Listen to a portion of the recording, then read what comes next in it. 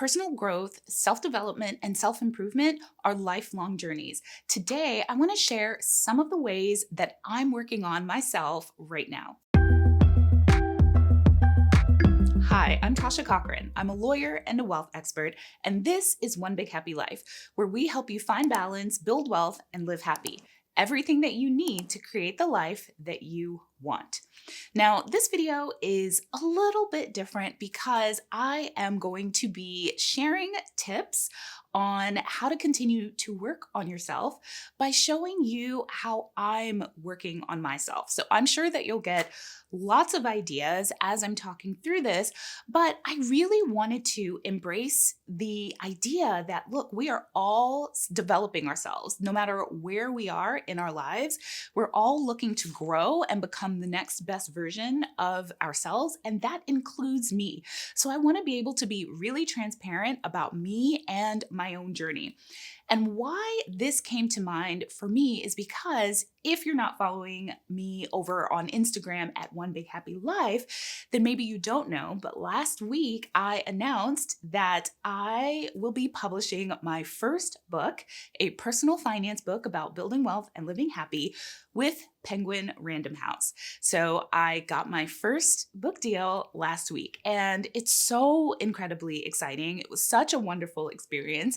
If you missed all the popping of champagne and the confetti last week on Instagram, I'm so sorry. Hop on over there and join the party so you don't miss a thing going forward, because that's where I give all of my real-time updates and you get lots of behind the scenes here in the One Big Happy Life house. But it's so funny because that's such a major accomplishment, right? It feels like this sort of capstone on the career and the business that I've been building, because I've wanted to publish a book my whole life.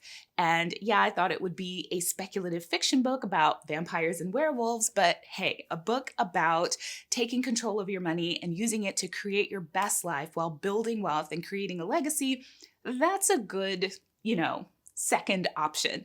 But when I hit that milestone, it was like I jumped out of a smaller pond into a bigger pond. There's this book called The Big Leap. I don't remember the name of the author at the moment, but I will drop a link to it down below. But it's this idea that when we transition from something that we're comfortable with, like our general idea of success, that it can be challenging to take that next leap into the bigger fishbowl. And so I realized that I'm going to be doing a lot of work around taking on the identity of an author and hopefully a best-selling author. So I wanted to share some of the things that I'm working on right now as I'm moving towards this next stage in my life and in my business. So back in December, I decided that I wanted to start working with a life coach to work on my thoughts and work on my personal development one-on-one. So I reached out to my friend Goli Kalkaran. Her Instagram handle is @lessonsfromaquitter. She teaches people how to transition from their corporate careers into a new and more fulfilling career.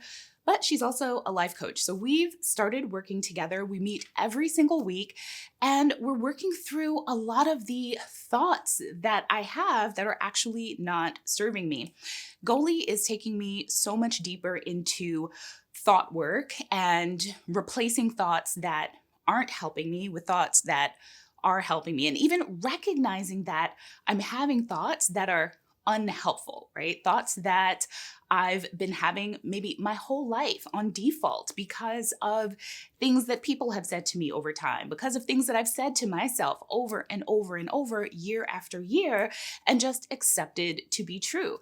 So, one thought that I used to have, I don't have it anymore, but for a long time, I truly believed that I was just not pretty. I believed that for a long time. And because, growing up here in the United States with racism and colorism, I didn't fully appreciate my beauty until I became an adult. And it took years for me to get comfortable looking in the mirror and telling myself, hey, you're gorgeous, right? So one of the things that Goli is really helping me work through right now is, and this is gonna seem really strange, but it's the truth, my difficulty with social media. So if you go over to our Instagram account, you will see that for the length of time that we've been on Instagram, that I've been on Instagram, which is basically 3 years, I have about 300 posts over on Instagram, which so many people typically post daily. So I should have closer to 1,000 Instagram posts. And the reason why there are only 300 Instagram posts over there is because it is difficult for me to post on social media and just talk about myself, which is what happens so often on Instagram. And for whatever reason, for me, writing Instagram captions just felt so vulnerable. And so every time I would go to write an Instagram caption, it would take me hours, which is why there are so few of them. But the ones that are there, I think they're really, really good, obviously, because I hit publish. So she's helping me work through the thought patterns that are making me feel discomfort, fear, nervousness around posting on social media. And I am so excited to share this with you because you're probably sitting here like, what? How many YouTube videos do they have? How many millions of views do they have? And she's still saying that it is difficult for her to show up on social media. And the answer is yes. So Goalie's helping me work through that. And it just goes to show you that no matter, I think people have this idea that when you reach a certain level of success, it means something, right? It means that you don't have fear or self-doubt or, anxiety. You don't get nervous. That's not true. That those things are still there. It's just all these years, I've been able to take action even with those things happening. And now I'm ready to start working on getting rid of those things over time. And so I'm sure that for you, there's something in your life right now that where you feel like, well, this feels scary. I don't want to try this. Basically, anytime we're trying something new, it feels scary. And so I'm hoping that in sharing this with you, you'll realize that, hey, you're not the only one that feels that way. I feel that way too. And I'm taking steps to help make me more comfortable in those situations. And you can take similar steps. And I've decided that I really want to pick that habit back up. So I'm actually journaling in 2 different ways. I have a nighttime journal that is, I call it My Life. That's the name of the journal. And all I'm doing is recapping the things that happened to me that day. So I am chronicling my life so that I can start remembering all of the things that are happening, right? The little things, the big things, what it felt like, what my son smelled like, how it made me feel when he said, I love you, mommy, how it made me feel to spend the day with him playing board games, how it made me feel when I started getting offers from really big publishers who all wanted my book. Like those are really exciting moments, the big moments and the small moments. And I want to remember them because I realize that so much of what's happened in my life already, the memories, they fade over time. You forget the details. So I'm making it a habit to spend 15 minutes every night, just kind of brain dumping everything that happened to me that morning. And I'm using my favorite journaling app, which is Penzu, and I'll drop it down below. I actually just bought the lifetime upgraded membership. I did that about 2 weeks ago. Highly recommend it. So I also have a journal that I do in the morning with my thinking time. So I like to spend half an hour to an hour every day just thinking and writing. You can kind of consider these morning pages, but it's not always just like free writing. Sometimes I'll have questions that I'm pondering. So right now in the business, I am working through this program called Run Like Clockwork with Adrian Dorson. And so there are 12 weeks of journal prompts. So the one today was, what does my ideal day look like? So I spent about 20 minutes journaling on what my ideal day looks like and really describing it down to the detail, because the program is helping me pivot the business so that I can have more time and space to focus on the things that I really want to focus on in the business, which is coming up with new ideas, new frameworks, new content here on the YouTube channel. And so I've got to start setting proper boundaries. So, journaling twice a day is something else that I'm doing. So, another thing that I'm working on is actively doing thought work throughout my day, meaning trying to catch those stray negative thoughts and reframe them, paying attention to the emotions that I'm feeling and stopping and asking myself, why am I feeling this way? Especially in particular, the negative emotions, right? Why am I feeling this way? What thoughts am I having, right? I'm starting to become aware that I feel things before, like my feelings are a great sort of thermometer of the thoughts that are going through my mind. So if I'm suddenly feeling kind of blah, I start asking myself, okay, what's going on here, right? And really giving myself time during the day to understand what is going on in my own mind, why I'm feeling certain ways, to make sure that I'm catching those thoughts so that I can replace them with thoughts that are more helpful, that are more accurate. Just realizing that, my brain has these unconscious thoughts that I don't even realize are happening and that aren't even actually true has just like blown my mind, right? So, and it takes work to really identify those thoughts and really make some decisions about, well, is this helping me? How do I want to change these thoughts going forward? So doing that active thought work throughout the day takes time and effort. And it also helps me with emotional eating. So along those lines, I'm also learning to embrace discomfort.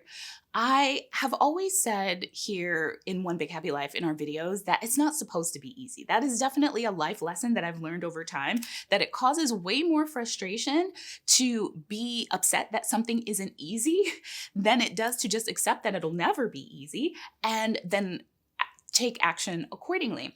And so because of all of this other work that I'm doing, I'm able to not resist discomfort. I'm able to let the discomfort just be there, accept the feelings as normal, accept that our feelings are on a spectrum. We're kind of on an emotional roller coaster. It's not supposed to be all good.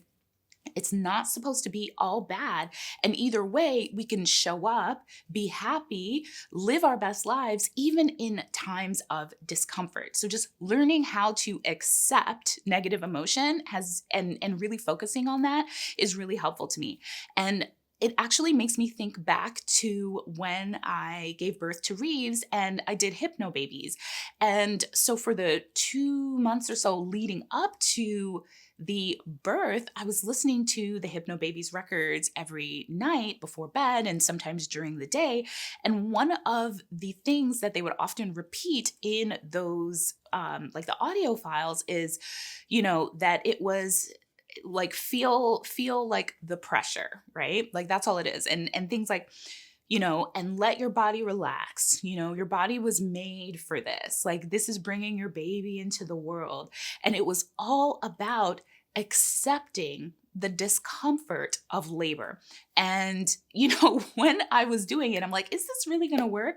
But then in the moment when I was giving birth to Reeves, listening to my hypno babies, I had internalized those thoughts and I'm just repeating them to myself. Like, my body is ready for this. It's doing everything it needs to bring my baby into the world. And it allowed me to really relax into the sensations of birth. Right? And so the same is true when you're not trying to give birth to a 10-pound baby. It works in real life too. If we allow ourselves to just experience that discomfort, we don't even actively have to try to change it. Just understand that it's an emotion that I'm feeling right now and it'll go away too. So just learning to accept discomfort, that's a big thing. The last thing that I'm going to share with you today, the last thing that I am working on is really sharing the hard things, sharing my own journey, sharing the things that I'm working on, what's working well for me, what's not working well for me. I think that there can be this pressure to want to only share things after you have everything all figured out. Like no one wants to share the messy middle, but I think that there is so much truth in the messy middle, right? Because just coming out on the outside, we forget what it's like to be deep in the trenches doing the work. We forget the emotional roller coaster and the thoughts that we have and the specific things that we had to work on overcoming in order to reach that outcome. We look back, we connect the dots, and we give you a 5-step process. But that pulls out a lot of the emotion. It pulls out a lot of the nuance of the journey. So I want to make sure that I'm not just sharing a highlight reel. And it's never been my goal to just share a highlight reel. I think, if you look back at our videos, you can see some stuff where we're like, oh, our basement is a hot mess. We accidentally, not even realizing it, amassed, I think it was $15,000 worth of credit card debt back in 2017, I think. We've been sharing our journey, fairly transparently, but I want to make sure that I continue to do so. And so I'm just kind of doubling down, tripling, whatever, on that commitment, especially and fighting back against the urge that I feel to switch over to that, cultivated authenticity thing that is so common in the online space. And maybe it may seem weird that one of the things that I'm doing to work on myself is being committed to showing up and sharing the hard things, my own personal struggles that I'm working through. But, it means having to deinvest. Don't know if that's a real word, but that's what I'm going with. Deinvest from other people's opinions about what is going on in my life. So if you look at some of our most open, vulnerable, raw, imperfect videos, right? If you look at our $1 million in debt video, if you look at the video where I did my whole house cleaning routine, you will see people showing up there with their opinions about what it means about our capability, right? Like about our finances, about our intelligence, about, our, whether our cleaning skills, our parenting skills, even. Like there were people that would make comments on the cleaning video about the fact that Alexis wasn't cleaning too. And so when you commit to being vulnerable, to sharing the hard things, you also open yourself up to other people's harsh words. And so the growth there for me is not in the vulnerability. It's the continuing to show up and being vulnerable, even though I don't have to, but it's also doubling down on continuing to accept that I'm not for everyone, that there are going to be people out there who have their opinions and unabashedly share those opinions, but I don't need to invest any emotional bandwidth in any one of those opinions. And so that is where my personal growth is, in the continuing to share everything. So I would love it if you would share your takeaways with me down below. How are you working on yourself right now? What things might you be doing differently going forward after watching this video? And what videos would you love to see me make going forward? All right, enjoy the rest of your week and I will see you next time. Bye.